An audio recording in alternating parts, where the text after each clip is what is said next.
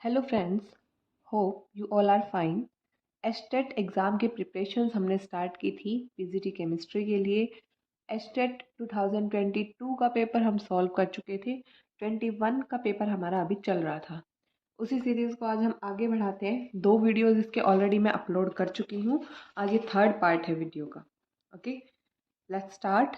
Question number 111 क्या कहता है? Excess of which ion in drinking water cause methemoglobinemia? Bio inorganic का question है। यही सेम क्वेश्चन आपका एस्टेट 2022 में भी आया हुआ है। वो बात अलग है, क्वेश्चन की थोड़ी सी लैंग्वेज मोल्ड कर दी जाती है। The correct answer is NO3 negative nitrate ion. Option number third क्या है हमारा करेक्ट आंसर है। Okay, let's move to the next question. Question number 112 क्या कह रहा है? मैच करना है। देखो, इधर एक लिस्ट दी है, इधर दूसरी लिस्ट दी है, जो कि है हमारी relation between spacing and shell edges. Shell के जो किनारे हैं उनकी और स्पेसिंग की हमें रिलेशनशिप मैच करनी है। ऑल्दो ये क्वेश्चन गलत था, एस्टेट ने इसको सबका ग्रेस मार्क दिया था, बट ये क्वेश्चन दोबारा भी आ सकता है। सॉलिड स्टेट का क्वेश्चन है, सॉल्व करते हैं कैसे होगा। देखो, क्वेश्चन नंबर 112 क्या कहता है? BCC लैटिस लिया है इसने एक, मतलब बॉडी सेंटर क्यूबिक। एक लिया है हमारा फेस सेंटर्ड क्यूबिक और एक लिया है सिंपल क्यूबिक। 3 लैटिस दिया है जिसका हमें रिलेशनशिप निकालना है एज स्पेसिंग और शैल एजेस के बीच में, राइट? देखो, पहले हम सिंपल की ही बात कर लेते हैं। सिंपल का हमें पता है कैसा लैटिस होता है। सिर्फ जो क्यूबिक शेल है हमारा, उसके एजेस यानी कि किनारों पर ही हमारे एटम होते हैं। 8 होते हैं हमारे कॉर्नर्स और 8 पे ही क्या होते हैं? हमारे एटम होते हैं। तो ये क्या है हमारा शेल का एज। इसकी टोटल लेंथ कितनी होती है हमारी? मैंने मान लिया शेल एज है हमारा 1 इक्वल। अब ये देखो, यहाँ दिख रहा है ना मैं एक सर्कल, और ये दूसरा सर्कल इसको टच कर रहा है, राइट? ये क्या है? सेंटर पॉइंट से डिस्टेंस मतलब रेडियस। ऐसे ही ये भी क्या है? रेडियस। सारे एटम सेम होंगे तो ये भी रेडियस, ये भी रेडियस, मतलब हमारा क्या आ जाएगा? ए इक्वल्स टू हमारा आ जाएगा ट्वाइस ऑफ रेडियस। या फिर मैं इसको लिख सकती हूँ A of equal to D. D मतलब डायगोनल, राइट? यही है ना? आर आर, 2 आर मिलके क्या बनाते हैं? हमारे सर्कल का डायमीटर बना लेते हैं। डायगोनल नहीं, सॉरी, डायामीटर बना लेते हैं। तो हमारा ये रिलेशन होना चाहिए था अगर ए और डी के बीच में बात करें तो, राइट? सिंपल क्यूबिक हो गया। ऐसे ही अगर मैं बात करूँ FCC की, FCC stands for face centre cubic. मतलब कॉर्नर पे तो एटम होंगे ही होंगे, और कॉर्नर के साथ साथ अपोजिट फेसेस के सेंटर पे भी एटम होंगे, कुछ ऐसे। ये हमारा FCC लैटिस होगा। कॉर्नर के साथ साथ सारे फेसेस, ये top face, bottom face, left right front end back, सारे फेसेस पे एटम प्रेजेंट होगा। अब देखो, मान लो मैंने ये एक उठा लिया, यहाँ से मुझे ज़्यादा अच्छे से समझ आ रहा है। मैंने ये एक उठा लिया, ये सारे एटम लाइन में हैं। अगर मैं यहाँ देखूँ तो देखो, ये मेरा एज लेंथ क्यूब का ए, ये एज ए, और ये क्या है? इसका डायगोनल। डायगोनल निकालूंगी मैं। डायगोनल कैसे निकाल सकती हूँ? सारे क्यूब का एंगल 90 डिग्री होता है, पाइथागोरस थ्योरम लग जाएगी ना। लेंथ मतलब क्या होता है? बेस का स्क्वायर और ये परपेंडिकुलर का स्क्वायर हमारा इक्वल होगा ये हाइपोटेनस के स्क्वायर के। हाइपोटेनस अभी मुझे नहीं पता, वही मुझे निकालना है। हाइपोटेनस के स्क्वायर के बराबर होगा। तो मेरा क्या हो गया? 2a² equals to H. H निकालूंगी तो इसका क्या हो जाएगा? Square root of 2a, right? ये आ गई।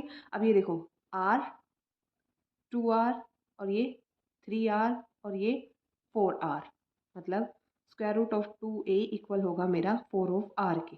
d में निकालना है तो ये क्या हो जाएगा? Square root of 2a equals to 2d। Square root of 2a divide by 2 equals to d। मतलब देखो, ये रिलेशन तो हमारा सही है, इसमें दिया हुआ है, कहीं ना कहीं ऑप्शन में मिल जाएगा। लेकिन हमारे यहाँ गलती हो गई सिंपल वाले में। जो ये क्या है? d equals to a by 2 हो गया। यहाँ क्या होता? d इक्वल्स टू a होता तो हमारा ये क्वेश्चन सही हो जाता। अब बचता है BCC। BCC की अगर मैं बात करूँ, अगेन वही लैटिस बनाऊंगी। BCC stands for body centre cubic. मतलब कॉर्नर्स पे होगा एटम, और कॉर्नर्स के साथ साथ प्रेजेंट होगा मेरा बॉडी के सेंटर पे। मतलब पूरे क्यूब के अंदर सेंटर में एक एटम प्रेजेंट होगा। इसकी कैसे निकालेंगे अभी हम, देखो ये पूरा ऐसे बड़ा ट्रायंगल बन जाएगा, राइट। ये मुझे पता है ए है, ये अभी मैंने निकाला है, डायगोनल कितना है, square root of 2a, FCC में निकाला है ना। अब ये बॉडी डायगोनल को मैं निकालना चाहूँ तो क्या हो जाएगा मेरा, A square plus square root of 2a का स्क्वायर इक्वल्स टू मेरा बॉडी डायगोनल को मैं बी से दिखा देती हूँ स्क्वायर, राइट। तो यहाँ से क्या आ जाएगा, A square plus 2a square equals to B square, B की वैल्यू आ जाएगी मेरे 3 रूट और ये ए, राइट। अब यहाँ से देखो, ये 1, ये 2, 3 और ये 4, मतलब square root of 3a equals to होगा मेरा 4r के, मतलब square root of 3a equal हो गया मेरा 2d। तो d और a में रिलेशन क्या आ गया, square root of 3a/2। Simple question था, कुछ भी हार्ड एंड फास्ट नहीं था, बस इसमें ऑप्शंस गलत दे दिए गए थे, राइट। देन आगे मूव करते हैं हम, क्वेश्चन नंबर 113 क्या कहता है, विच of the following is an intensive property. Estate 2023 में भी, सॉरी 22 में भी ये क्वेश्चन आया हुआ है ना। इंटेंसिव एक्सटेंसिव प्रॉपर्टी ऑलमोस्ट एक क्वेश्चन आ जाता है आपका घुमा फिरा के। देखो इंटेंसिव प्रॉपर्टी क्या होती है, जो कि इंडिपेंडेंट होती है। Intensive stands for property which is independent on मास या अमाउंट, जो किसी भी सब्सटेंस के मास या अमाउंट पे डिपेंड नहीं करती, वो प्रॉपर्टी हमारी इंटेंसिव होती है। अब देखो टेम्परेचर है, या फिर यूँ बोले कि जैसे हमने कोई सब्सटेंस लिया, उसमें कुछ ऐड कर दिया, ऐड करने पर भी उस प्रॉपर्टी में कोई भी चेंज ना आए, वो प्रॉपर्टी क्या होगी आपकी, इंटेंसिव। मास तो बढ़ जाएगा, अगर एक सब्सटेंस है उसमें हमने कुछ ऐड कर दिया, मास बढ़ जाएगा, वॉल्यूम भी बढ़ जाएगा, और सब्सटेंस की एनर्जी भी बढ़ जाएगी। टेम्परेचर क्या है हमारा, इंटेंसिव प्रॉपर्टी है, राइट। पूरा डिटेल में इंटेंसिव एक्सटेंसिव प्रॉपर्टीज हमने एस्टेट 2022 का पेपर जब सॉल्व किया था, अच्छे से एक्सप्लेन किया हुआ है, go and check that video, right. आगे मूव करते हैं, क्वेश्चन नंबर 114। 114 क्या कहता है, हमें एक अल्कीन दिया हुआ है, सॉरी अल्काइन दिया हुआ है, और उसका देखो H2PdBaSO4 के साथ, और दूसरा हमने किया है सोडियम लिथियम अमोनिया की प्रेजेंस में रिएक्शन कराई और हमसे प्रोडक्ट पूछा है। वेरी इजी रिएक्शन, कुछ भी नहीं करना है इसमें, हमें ट्रिपल बॉन्ड दिया है और ट्रिपल बॉन्ड का हमसे रिडक्शन कराया है। देखो पहला तो H2PdBaSO4 फेमस रिएक्शन है, ये याद करो कौन सी है, sodium in the presence of liquid ammonia. Sodium in the presence of liquid ammonia याद आ गया होगा, बर्च रिडक्शन है, ये क्या है, बर्च रिडक्शन। और ये कौन सा है, लिंडलार कैटलिस्ट। दोनों ही रिडक्शन करेंगे और ट्रिपल बॉन्ड को डबल बॉन्ड में रिड्यूस कर देंगे। अब एक बनाएगा सिस और एक बनाएगा ट्रांस, अल्काइन को अल्कीन में रिड्यूस कर देंगे। तो कैसे होगा, देखो याद रखा करो, लिंडलार कैटलिस्ट बदलता है इसको सिस अल्कीन में, और बर्च रिडक्शन कन्वर्ट करेगा इसको ट्रांस अल्कीन में। अक्सर गलती होती है यहाँ पे, और अक्सर ये क्वेश्चन पूछा जाता है, इवन CSIR नेट में भी पूछा जाता है। याद रखना ज़्यादा मुश्किल नहीं है। देखो मैं तो भाई ऐसे याद रखती हूँ, लिडलार कैटलिस्ट में P और D आता है, P और D एक दूसरे के ट्रांस है ना, एक तरीके से अल्फ़ाबेटिकली देखो तो ये ऑलरेडी ट्रांस है, तो ये हमें सिस प्रोडक्ट देगा। अब एक याद हो गया तो दूसरा तो अपने आप याद हो जाएगा, राइट। याद हो गया, ऑप्शंस देखते हैं। क्वेश्चन नंबर 114, लिंडार मतलब ए तो मिलेगा हमें सिस, तो या तो ऑप्शन 1 या ऑप्शन 3 करेक्ट आंसर होगा। देन बी देगा हमारा ट्रांस, मतलब option number 3 is the correct answer, right. अगले क्वेश्चन पे मूव करते हैं, क्वेश्चन नंबर 115। 115 क्या कह रहा है, at constant volume pressure of a fixed volume of gas varies directly with the temperature, it is the statement of which of the following laws. Thermodynamics, sorry thermochemistry का question है, easy question है। Easily आप इसको apply कर सकते हो। Gases state से है ना ये question, BSc first year first sem में आता है, राइट। देखो करते हैं इसको सॉल्व। ऑप्शंस देखते हैं सारे, फिर देखेंगे करेक्ट आंसर कौन सा है। हमें तो डेप्थ में स्टडी करनी है ना, ताकि इन फ्यूचर हमारा कोई भी क्वेश्चन छूटे ना। आज ये पूछा है, कल को कुछ और भी पूछ सकता है। पहला इसने पूछा है बॉयल्स लॉ, ऑप्शन दिया है।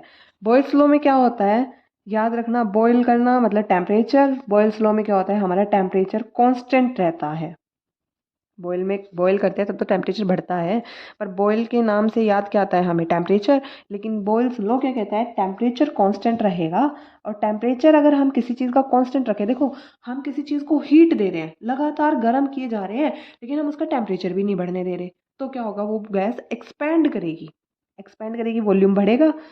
Pressure is inversely proportional to होगा हमारे वॉल्यूम के। ठीक है। नेक्स्ट इसने ऑप्शन दिया है चार्ल्स लॉ। चार्ल्स लॉ क्या कहता है फिर, चार्ल्स लॉ कहता है कि वॉल्यूम को तो रखो कांस्टेंट। अब बात करेंगे प्रेशर और टेम्परेचर के रिलेशनशिप की। वॉल्यूम हमने कांस्टेंट कर दिया, तो गैस के हम टेम्परेचर, देखो वॉल्यूम हमने फिक्स कर दिया। क्या किया हमने, एक पिस्टन लिया, उसके अंदर गैस फिल कर दी, ऐसा सिस्टम लिया। हम यूँ कह रहे कि ये वॉल्यूम तो बढ़े ही ना, हम चाहे हीट कर लें चाहे प्रेशर अप्लाई कर ले, वॉल्यूम इतना का इतना ही रहे। हीट कर रहे हैं, मॉलिक्यूल आपस में कोलिजन बढ़ जाएगा, कोलिजन बढ़ेगा, वॉल्यूम सेम रहा है, तो क्या होगा, प्रेशर बढ़ जाएगा on increasing the temperature, right. Third इसने क्या बोला है, गे-ल्यूशिक लॉ। गे-ल्यूशिक लॉ। अब गे-ल्यूशिक लॉ क्या कहता है, बताओ। गे-ल्यूशिक लॉ क्या कहता है, गे-ल्यूशिक लॉ हमारा कहता है कि हम वॉल्यूम को कांस्टेंट रखेंगे। जो ये स्टेटमेंट हमारे क्वेश्चन की दी हुई है ना, वही सेम हमारा आंसर क्या है इसमें, ऑप्शन नंबर थर्ड ही हमारा आंसर है कि कांस्टेंट वॉल्यूम पे pressure of a fixed volume of a gas is directly proportional to temperature. बस इसमें और चार्ल्स लॉ में और गे-ल्यूसिक लॉ में डिफरेंस क्या है कि यहाँ पे हमने स्पेसिफिक वॉल्यूम नहीं किया, वॉल्यूम को फिक्स नहीं किया अमाउंट को, वहाँ पे हमने गे-ल्यूसिक लॉ में अमाउंट को फिक्स कर दिया है, राइट। तो इसका आंसर क्या है, ऑप्शन नंबर थर्ड। अभी आगे एक और बात कर लेते हैं, एवोगैड्रो लॉ भी दिया हुआ है। एवोगैड्रोस लॉ क्या कहता है, एवोगैड्रो लॉ कहता है कि अगर हम टेम्परेचर एंड प्रेशर को सेम रखें for equal volume of gas, अगर अलग अलग गैसेस भी हैं, टेम्परेचर प्रेशर हमने सेम रखा, वॉल्यूम भी सेम रखा, तो क्या होगा, नंबर ऑफ मोल्स भी क्या होंगे, इक्वल होंगे। नंबर ऑफ मॉलिक्यूल्स भी क्या होंगे, इक्वल होंगे। ठीक है। तो यहाँ पे हमारा करेक्ट आंसर क्या है, ऑप्शन नंबर थर्ड हमारा करेक्ट आंसर है। आगे बात करते हैं, question number 116, match the geometry of the following. क्या कहता है, पहला दिया है इसने, ज्योमेट्री को हमें मैच करना है, किसकी कौन सी ज्योमेट्री आएगी, ammonia, then ClF3, then SO2, और एक दिया है SF4। करो सॉल्व। अमोनिया, नाइट्रोजन, नाइट्रोजन पे वैलेंस इलेक्ट्रॉन कितने होते हैं, 5, 3 तो जोड़ दो इसके ऊपर हाइड्रोजन, तो एक क्या बचेगा, देखो लॉन पेयर। ये कुछ ऐसी ज्योमेट्री नहीं बनेगी, मतलब क्या है ये, पिरामिडल ज्योमेट्री बनेगी, राइट। ClF3 क्लोरीन, हेलोजन है, आउटर मोस्ट शेल में कितने इलेक्ट्रॉन होंगे, 7 इलेक्ट्रॉन, 3 तो ले लिए फ्लोरीन ने, ये 2 क्या बच गए, लोन पेयर। अब इसको तरीके से बनाओ, क्लोरीन, यहाँ पे 1 2 3 4 5, हम ऐसा मैक्सिमम अरेंजमेंट रखते हैं ना कि bond pair lone pair lone pair lone pair और लॉन पेयर बॉन्ड पेयर में रिपल्शन मिनिमम हो। यहाँ पे क्या होएगा, ये टी शेप। ठीक है। फिर बात करें SO2 की, sulphur, 6 electron in the valence shell, एक ऑक्सीजन, डबली बॉन्डेड बनाता है, और ये एक क्या बन गया, लॉन पेयर। तो क्या हो गया, प्रॉपर्टी बनाओ, सल्फर ये लॉन पेयर, ये डबली बॉन्डेड हो, ये डबली बॉन्डेड हो, मतलब बैंड शेप होगी, बैंड शेप बोले या फिर इसको बोले वी शेप। ठीक है। SF4 again sulphur, 6 valence electron, 4 तो ये फ्लोरीन और एक क्या बच गया, लॉन पेयर। तो ये एक लॉन पेयर बॉन्ड पेयर के बीच में एंगल मैक्सिमम होना चाहिए ताकि रिपल्शन क्या हो, मिनिमम हो। इस शेप को क्या बोलते हैं भाई, सी शो से, राइट। ऑप्शंस देखते हैं अभी। देखो अमोनिया पिरामिडल, पिरामिडल मतलब हाँ ये रहा ना, ए का आएगा सेकेंड, देन बी, बी मतलब ClF3 टी शेप, बी का थर्ड, सी SO2, SO2 का मतलब कहाँ गया, बैंड शेप, ऑप्शन नंबर 4, और डी का क्या आ गया, ऑप्शन नंबर 1 शीशो शेप। आंसर देखो ए का सेकेंड ये रहा, फोर्थ ऑप्शन हमारा क्या है, करेक्ट आंसर है, right. Moving to the next question, question number 11, क्या कहता है 117, monomer of glyptals are, glyptal, option देखो पहले तो, फिनॉल फॉर्मल्डिहाइड नहीं होता, स्टैलिन भी नहीं होता, ethylene glycol and phthalic acid, हाँ ऑप्शन नंबर थर्ड क्या है हमारा, करेक्ट आंसर है इथिलीन ग्लाइकोल। इथिलीन ग्लाइकोल मतलब इथिलीन और ग्लाइकोल, ओल मतलब यहाँ पे दो OH OH आ गए, और उसके साथ होता है हमारा थैलिक एसिड, ऐसे COOH और ये COOH, ये दोनों आपस में कंबाइन करेंगे, वाटर मॉलिक्यूल बाहर निकल जाएगा। ऐसे मान लो यहाँ से एक ऑक्सीजन, यहाँ से OH बाहर निकल गए, मोनोमर यूनिट्स को कंबाइन कर दो, ये क्या COOH, यहाँ पे C double bond O oxygen, और यहाँ पे इसका ये CH2 के साथ बॉन्ड, यहाँ पे ये CH2, यहाँ पे ये O, आगे फिर अगला मोनोमर अटैच हो जाएगा, ऐसे ये लिंकेज आगे तक चलती जाएगी। ये क्या होता है हमारा ग्लिप्ट, इथिलीन ग्लाइकोल और थैलिक एसिड से बनता है। ठीक है, आगे देखो question number 118, from the equilibrium Kp is related to Kc, Kp और Kc के बीच में हमें रिलेशनशिप निकालना है। रिएक्शन क्या दी हुई है 118, 118 क्या कहता है, ट्वाइस ऑफ NO गैस और ये Cl2 गैस के साथ कंबाइन करेगा इक्लिबेरियम कंडीशन पे और 2NOCl गैस बनाएगा, और हमें क्या निकालना है, Kp एंड Kc में रिलेशनशिप निकालना है, राइट। फॉर्मूला है, सीधा याद रखना पड़ेगा, Kp होता है हमारा equal to Kc RT raise to the power delta Ng। Delta Ng क्या होता है, change in the number of moles of gas, change कितना हो रहा है अब यहाँ पे देखो, ये भी गैस है, गैस है, गैस है, तो यहाँ पे प्रोडक्ट साइड दो मॉलिक्यूल बन रहे हैं, यहाँ पे रिएक्टेंट साइड दो इसके एक इसके, मतलब डेल्टा Ng क्या कहता है, नंबर ऑफ गैस मॉलिक्यूल जितने हमारे प्रोडक्ट साइड है minus number of gas molecule जितने हमारे रिएक्टेंट साइड पे है, कर दो तो कितना होगा 2, रिएक्टेंट साइड कितने 3, दो ये एक ये 3, तो आ गया डेल्टा Ng हमारा -1, right.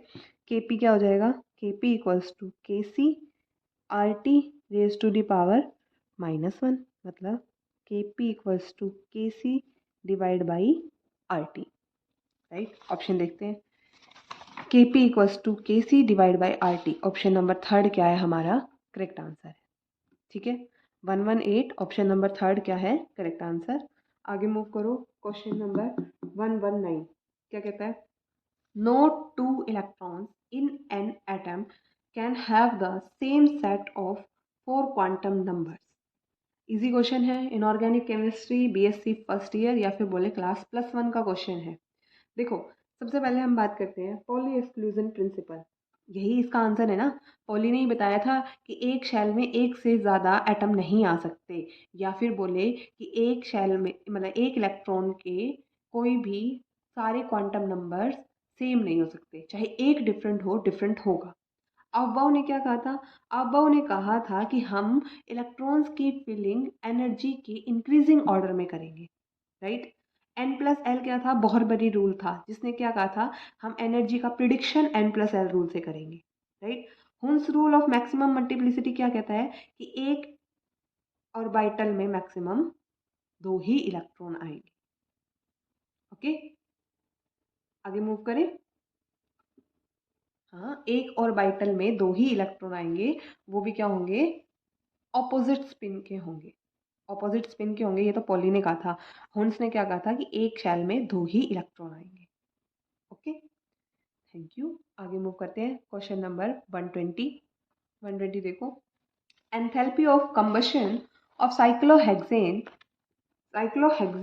And water are and hydrogen are respectively. Values दी हुई है। Heat of hydrogenation of cyclohexane पूछा है। देखते हैं क्वेश्चन नंबर 120 क्या बोला है। साइक्लोहेक्सीन लिया, हेक्सीन मतलब एक डबल बॉन्ड, और उसका हाइड्रोजनेशन करवाया। हाइड्रोजनेशन करवाने के बाद हमारे पास क्या बनेगा, साइक्लोहेक्सेन। और इसने पूछा है enthalpy of combustion. Enthalpy of combustion निकालने के लिए, sorry, enthalpy of combustion, enthalpy of combustion हम निकालते कैसे हैं, रिएक्टेंट माइनस प्रेडिक्ट, राइट। अब देख लो, डेल्टा एच रिएक्टेंट साइड हमारा साइक्लोहेक्सीन है। साइक्लोहेक्सीन की वैल्यू कितनी दी है इसने, साइक्लोहेक्सीन की दी है -3800।